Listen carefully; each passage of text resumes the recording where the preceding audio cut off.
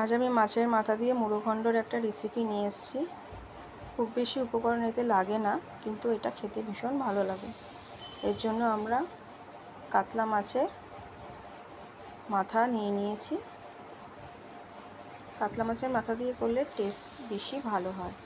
এতে নুন, হলুদ আর লঙ্কা গুঁড়ো মিশিয়ে 10-15 মিনিট রেখে দেবো।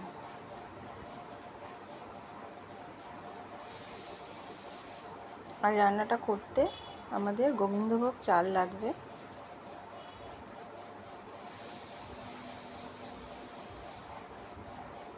দেখুন, গোবিন্দভোগ চাল নিয়ে নিয়েছি। এটাকে ভালো মতো ধুয়ে আমরা 10-15 মিনিট ভিজিয়ে রেখে দেব। উপকরণের মধ্যে লাগবে পেঁয়াজ, রসুন কুচি, টমেটো কুচি, তেজপাতা, শুকনো লঙ্কা আর গোটা গরম মশলা আর জিরে ফোড়ন দিতে হবে। তার জন্য আমরা গোটা জিরে নিয়ে নিয়েছি। এরপর কড়াইতে সর্ষের তেল গরম হলে তাতে মাছের মাথাগুলো ভালো করে ভেজে নিয়ে নেব। এরপর ওই তেলের মধ্যেই আমরা তেজপাতা, শুকনো লঙ্কা, গোটা জিরে আর গোটা গরম মশলা ফোড়ন দেব। তারপর পেঁয়াজ কুচি আর রসুন কুচি দিয়ে নাড়তে হবে। একটু ভাজা ভাজা হয়ে গেলে এর মধ্যে নুন, হলুদ, কাশ্মীরি লঙ্কার গুঁড়ো দিতে হবে।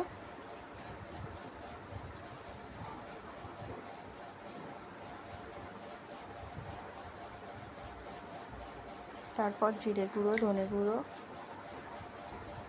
আর গোলমরিচ গুঁড়ো দিয়ে আবার ভালো করে নাড়লে দেখুন তেল বেরিয়ে এসেছে মশলা থেকে। এরপর আমরা ওই ভেজানো চালটা এর মধ্যে দিয়ে দেব। এরপর টমেটো কুচি আর আদা কুচি পেস্ট অ্যাড করতে হবে। এরপর নাড়াচাড়া করে এর মধ্যে মাথাগুলো দিয়ে দেবো।